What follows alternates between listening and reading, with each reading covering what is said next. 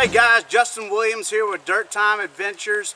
I'm out doing a little bushcrafting, working on the shelter, and I've been using my orange emergency blanket, emergency shelter for my tarp.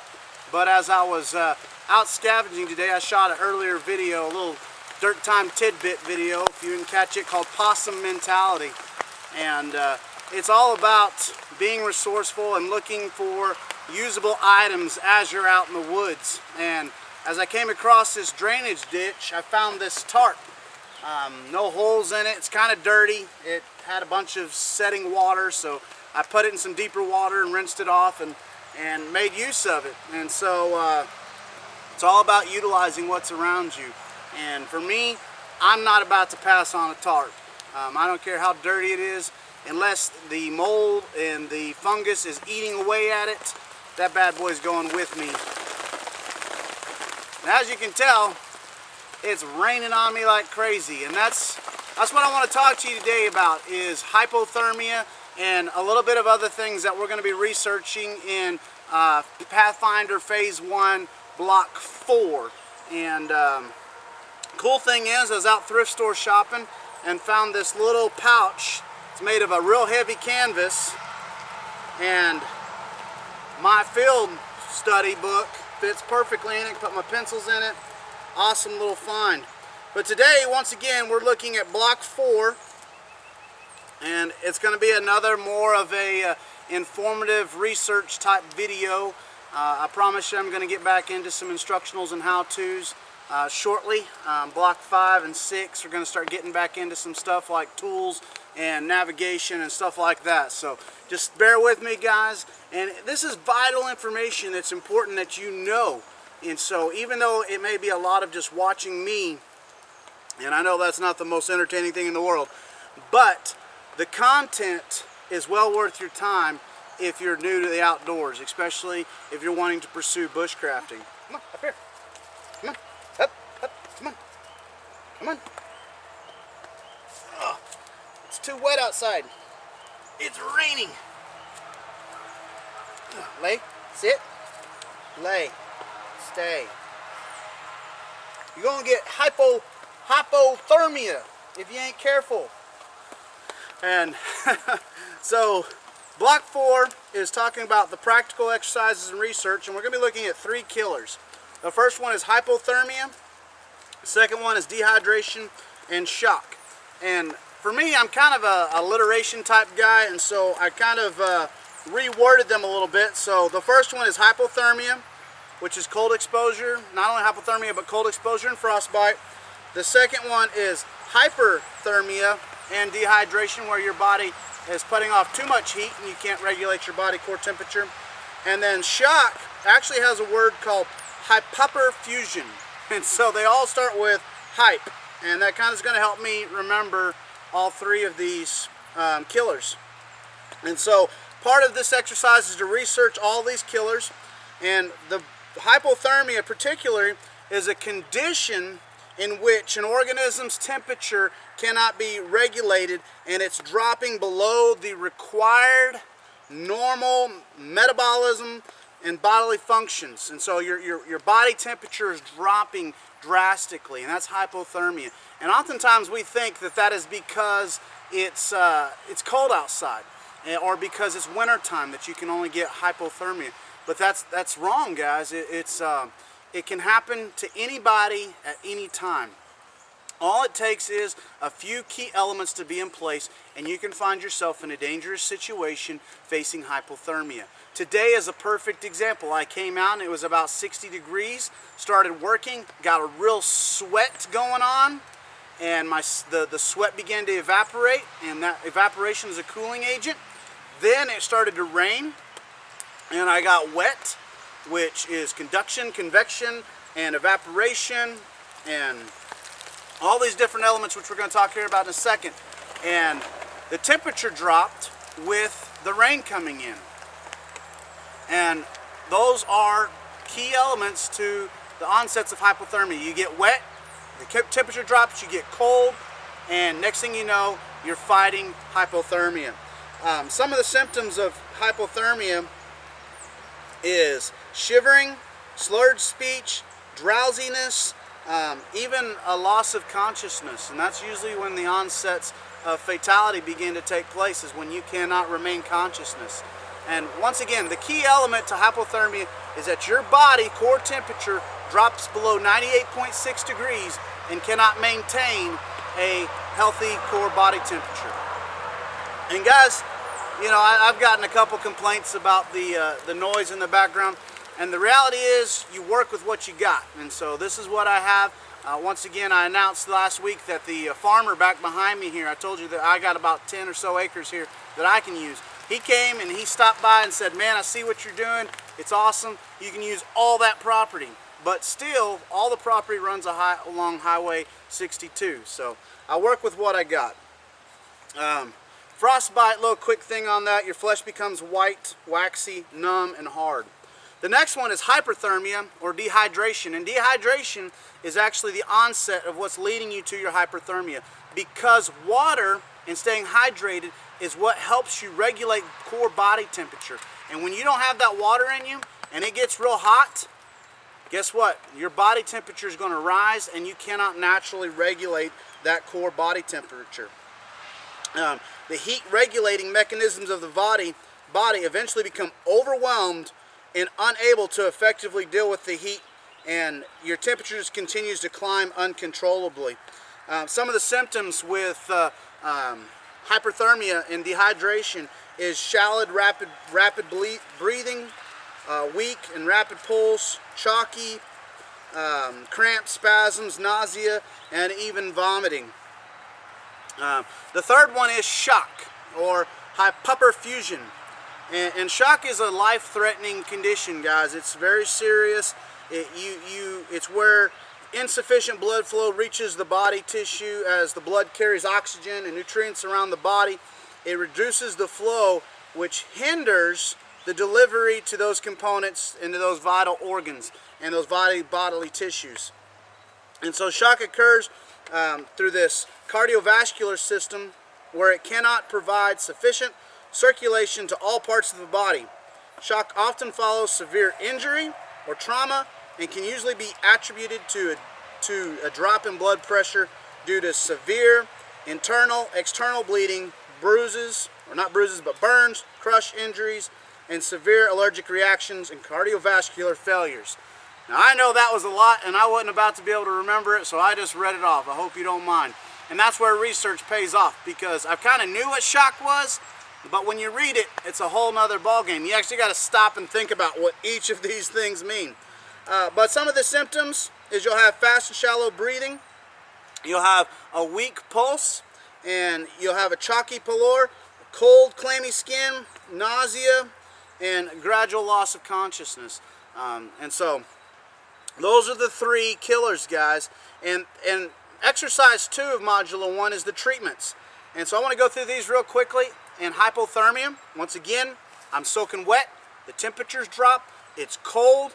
Luckily, I found this tarp, threw it over my shelter, got into somewhere that I could get out of the wind's blowing around, it's keeping the rain off of me, so you're wanting to get into shelter, you're wanting to bring that body temperature up.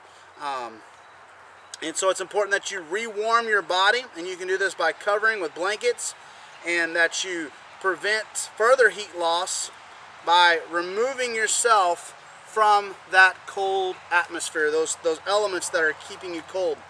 And so that's the key thing with that. Regulate that core body temperature, get warm, get a fire going, and you'll be good to go.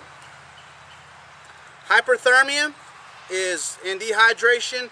The biggest thing with that is place yourself in a position where you can rest, make sure you're in a safe area, and begin to slowly hydrate, slowly drink water, and administer fluids only to yourself if you're conscious enough to swallow. Or you're just going to choke yourself up, especially someone who's unconscious. If you're in buddy system, do not give them water unless they are conscious.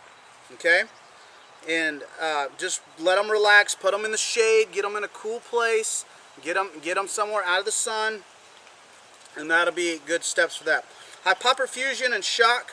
It's important that you lay the patient on their back and elevate their legs, loosen any tight clothing, and cover with a blanket. And something that's important with shock is that you keep the person as calm as possible, or you tell yourself to remain calm, get your wits about yourself. And with shock, they actually recommend that you do not give liquids, so you don't drink water. And if the person's unconscious, once again, you're in a buddy system, lay them on their side. So those are some treatments for the 3 killers: hypothermia, dehydration, and shock. Okay? In Module 2 of Block 4, we're looking at poisonous plants and animals.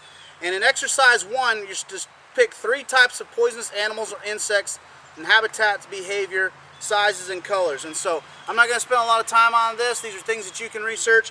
But once you chose them, you're supposed to describe them and actually draw them out. And so don't laugh at my drawings. I'm not very good at this. But I chose the copperhead, the cottonmouth, and the black widow. So let's see if I can capture that. That is my copperhead. That is my cottonmouth. And there is my black widow. And you were supposed to describe them. I'll put up some pictures with them as well so you can get a better idea what they actually look like. And so those were exercise 2, or exercise 1 of Module 2. And you were also supposed to not only describe them, but write out their habitats and their colors and stuff, guys. In Module 2, Exercise 2, you were to identify a poisonous plant. And of course, I chose the one that's most dominant in this area, and it's poison ivy. And here we go right here. This leaf right here, I totally jacked up because it's usually actually supposed to be bigger than the 2 side leaflets. And you just got to use the whole leaves of 3, let them be principle, and do some research on those. And then you're also supposed to do treatment for that poisonous plant. And I have an actual medical treatment that a physician gave me when I first started getting in the outdoors. And you can buy this over the counter, something to encourage you to get. It's 1 ounce of something I can't pronounce, clotrimazole, 1 ounce of hydrocortisone, 3 ounces of calamine or caladryl lotion. You mix them all together, and it's supposed to be like this super crazy amazing skin ointment for rashes and poison ivy. And it's Brian Lee was the MD dermatologist. And so let me see if I can get you that. Sorry guys, there we go. Get you that recipe there. You mix it all together, put it on. But another herbal solution that's a little more natural is you can take 2 cups of olive oil, a 1/4 cup of beeswax, 2 tablespoons of dried plantain, tablespoon of dried jewelweed, and a tablespoon of dried yarrow flowers. And you actually can heat this up and create kind of a salve with it. And that'll give you something you can carry with you to treat those things as well. If you don't got time to do those things and you're just out in the outdoors, simple way to do that is to just get some plantain, make a poultice with it. We talked about this in the last video. Chew it up, rub it on your skin, even put it on your skin and wrap it, and that will help. And Modular 3 of Block 4 is water and fire. And the big thing here is understanding 3 different ways to purify water. And once again, I don't want to spend a lot of time on this stuff, guys, but some of them are no-brainers. One is boil. Boil the water. There's a big debate on there whether you boil it, get to a rolling boil, you boil it for 1 minute, you boil it to 5 minutes. A lot of guys out there will tell you just get it to a good rolling boil, and that will kill everything off on it. And that's usually what I do. It allows me to get it to that temperature, allows it to cool down faster. Some guys do 1 minute, some guys do 5 minutes. I've seen guys do it as much as 10 minutes. But I think at that point, you're just causing it to steam up and you're losing water in that point. The second way to purify water is through chemical, using purification drops. You can buy those at the store. You can use iodine, you can use bleach. Some people, you can use chlorine. All kinds of different ways. Don't just go out there and try it. You might poison yourself with bleach and chlorine. Make sure you do your research on it If you're getting the tablets, the instructions are on there. Just use those. You can use filters. You got the one I recommend the most is the Sawyer Squeeze. It's back at the house right now, but the Sawyer Squeeze or the Sawyer Mini, man, those you just can't go wrong with those. That's what I would recommend. Another way, because it mentions 3, but I put 5, I think, is solar and pasteurization. Stick it in a 2-liter bottle, stick it out in the sun. You're just mainly wanting to get it heated up to 158 degrees. Once that water heats a consistent 158 degrees, it's going to kill all the bacteria that's in it. And that also goes with UV, ultraviolet lights. You can use those as well. The 5th one I have is Distill. And once again, I'm not going to go into a whole lot of explanation with that. Alright guys, in block 4 we have water collection, and especially with a bandana. And there's a lot of ways to do this. Most importantly, you want to look for the cleanest water source you can, the cleanest and the clearest. And you preferably want running water. But what I have here is a little pool of water that's out here on this property, and I'm going to demonstrate just a simple, common sense way to gather water with a bandana. Now of course you can easily use the bandana, stick it over the top and pour the water into it, or if you don't have another container to do so, just seal it off tightly as you can. You can even use rope if you want, and then just kind of submerge it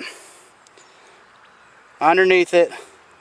It's going to take a little bit longer because the water's got to saturate through that bandana first. You can do a couple things to help speed the process along, because once again the water's having to suck and absorb through the bandana, and stimulate the top of it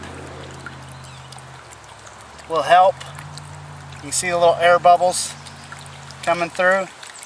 You're just stimulating the top of it enough to do a little bit of shaking if you need to.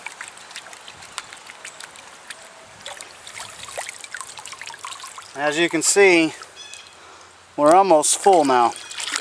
Bam! Another option is if you have a trash container you find. This is a little bottle I found.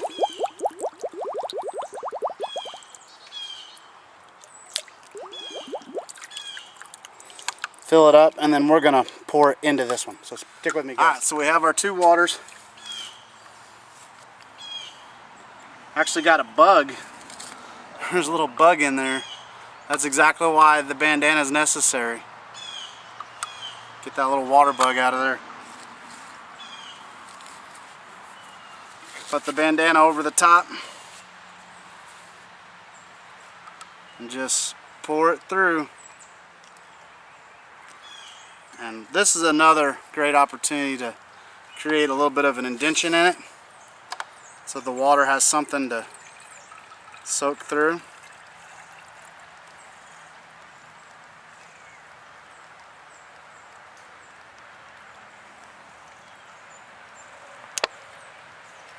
Let that finish off, and lo and behold,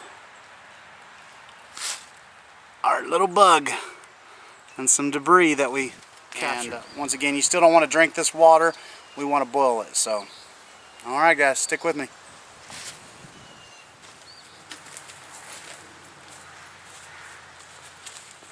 Like I said earlier guys, it's been raining pretty heavily earlier today, and we're trying to do the triangle of fire for block 4, and it's going to be hard starting a fire because everything's wet. But what I did is I took some inner dry bark and laid down your platform. Got some twigs, some tinder, and some fuel over there. Kindling fuel. The king fire is what we teach in Boy Scouts. It's tinder, kindling, and fuel. So, just got done and got back from collecting our water. Now it's time to try to get a fire going. Now I'm a huge fan of primitive fire, pioneer fire, but whenever you're wet like I am, the temperature's dropping, it's not the time to be practicing primitive skills. Use the things you got. And so we have some tinder. I got my fire bundle here. Once again, I got a ferro rod, I got flint and steel, and then my EDC, I always have a lighter on me. In exercise 3 of module 3 of block 4 is the triangle of fire. And so we have oxygen, fuel, and heat. Now as long as I don't just cram all this stuff on there at once and leave space for oxygen, then I'm not going to suffocate it. Oxygen will naturally blow through it with the airflow that we have today. If not, you just aid it by blowing into it. We also, the triangle fire requires heat and fuel. We have plenty of fuel around us, but it's all wet. And whenever it's wet, it dampens the heat. It makes it harder to heat up. And so in all the elements, fire can be rather tedious. And as I was doing some research, I love one of the things that it says here is a fire naturally occurs when the elements are present, combined in the right mixture, meaning fire is rather an event than a thing. And I don't know why, maybe that's a little bush hippie in me, but I love that little philosophy there. That fire is an event rather than a thing. And that thing when it comes to a thing, this is cedar bark, and it's a thing. One way or another, it's a thing. No matter what the elements do, this will be cedar bark. Whereas fire, if the elements aren't right, and the combination of heat, oxygen, and fuel aren't combined precisely, then that event won't take place and you won't have fire. So, also in exercise 4, I believe it's modular 4 of block 4, is tinder bundles. And so while we're already here, I'm going to go ahead and hit the tinder bundle and bird's nest. And you're just pretty much finding a suitable surface to work on, because you want to catch the material underneath it. And you're going to buff out the fibers, tearing it down, trying to get stringy, thin fibers, and you're working it pretty much into the shape of a bird nest. Dave Canterbury says if it don't look like a bird nest, it ain't a bird's nest. And I'm not going to spend a whole lot of time in this video showing how to make a bird's nest, because I'm actually going to do that in block 5. And we're going to show exactly how to make a bird's nest and starting fire with different methods. And so today I'm going to process this out, get a tinder bundle going, get a fire going, and boil up some water. And once again, I'm wet. I'm trying to avoid hypothermia. I can get heat from the fire. I can drink some warm liquids to help with that.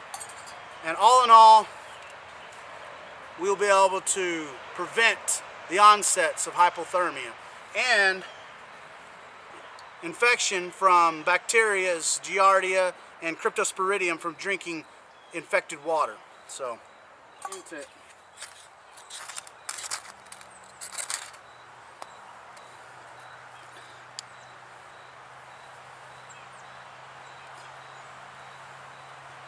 And that's where I like to take the birch bark. Look at that. That's where I like to take the birch bark and use it as something to hold the bundle together. But once you get that going, give it some oxygen. Start adding some little twigs to it once it gets burning. And guys, this is the type of flame I got with just kind of a quick thrown together tinder bundle. If you spend some real time on it, you can get a quick flame faster. And this stuff's still a little damp too, guys.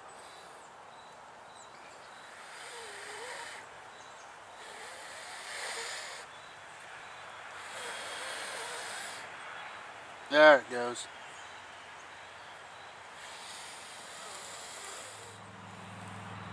The sticks were still pretty damp. Like I said, they're pretty wet. So I threw some more bark on top of it, hoping to keep it alive, man. Wet fire is not easy.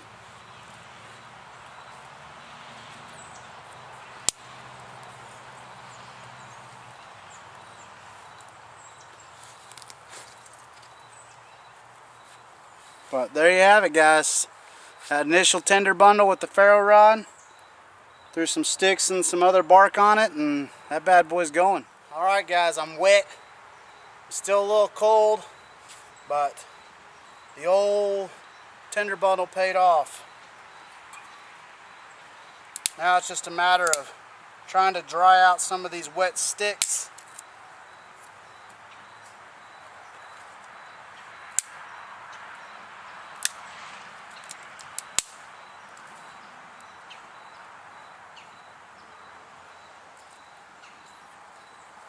Get some of this fuel going. Like I said, start off with the twigs.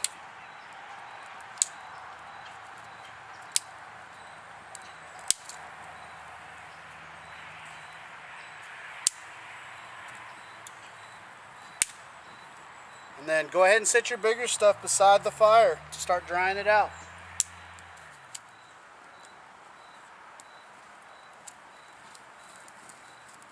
Whoop! Catch myself on fire.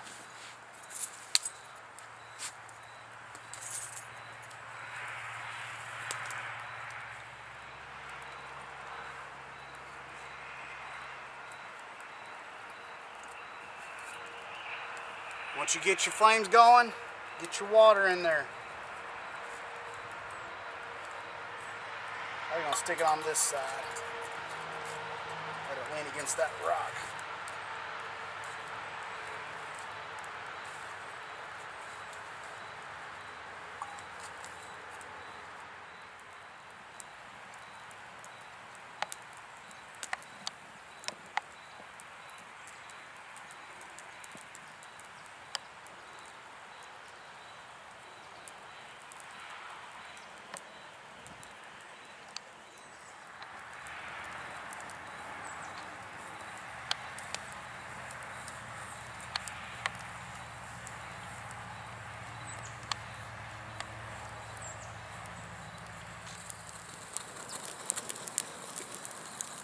Alright guys, well we're pretty well out of rolling boil now.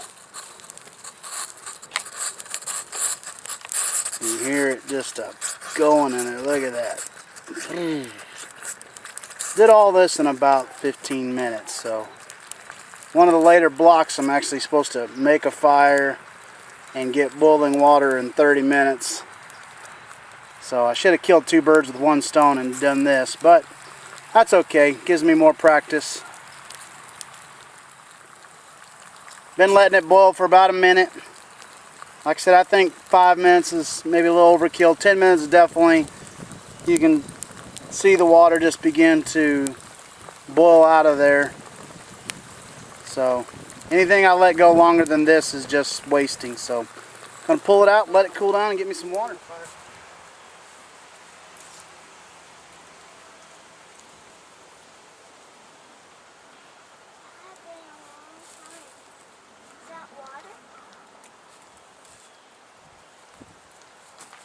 Hey Daddy, I'm being out here with you.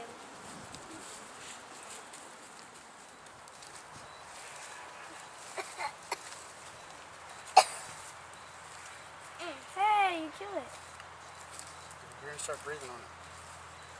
Breathe into it.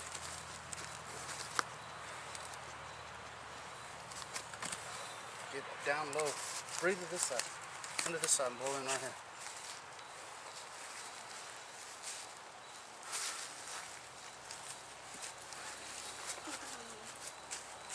Oh, we did it.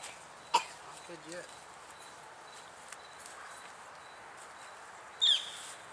Well, keep blowing right there. Mommy, I'm about to fall. Stop, I'm really about to fall. Alright guys. I'm about to fall. Well, I couldn't get the kiddos out here earlier today because it was raining. And been fighting a little bit of sickness in the house the last couple days and trying to get out and about instead of just being complete got our water boiled up and straight from the, it's finally cooled down, and I think it's good to drink, so we're gonna give it a shot.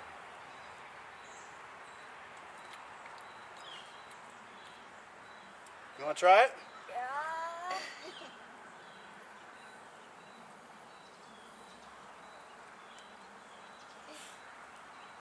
Fresh. Fresh. Don't drink it all. So once again, when you're cold, freezing, once you get wet and the temperature starts dropping, get some hot liquids in you, get you a fire going, and get under some shelter. So glad the kids got to come out and play with me for a little bit once it cleared out for some, but can't get us too overexerted today with everything else. So, all right, guys. Good times, right? Yep. I think Bailey's ready for a nap. You ready for a nap? I want another drink. You want another drink? Yeah. Like, this is my bed. There you go. Don't drink it all. All right, guys. That's how it's done. And I think it'll be good to go for sure. So, guys, this is Justin, Caleb, and Trinity, and of course, always Bailey. And Dirt Time Adventures, man. That was scary. So we appreciate you guys tuning in. Please be sure to subscribe and share our videos. And remember, get some kiddos in the outdoors. It's all about them being the next generation, being the time and generation of now. And it's never too young to get them started. Get them out there. Right? Right. Dirt Time Adventures. Practical, primitive, prepared.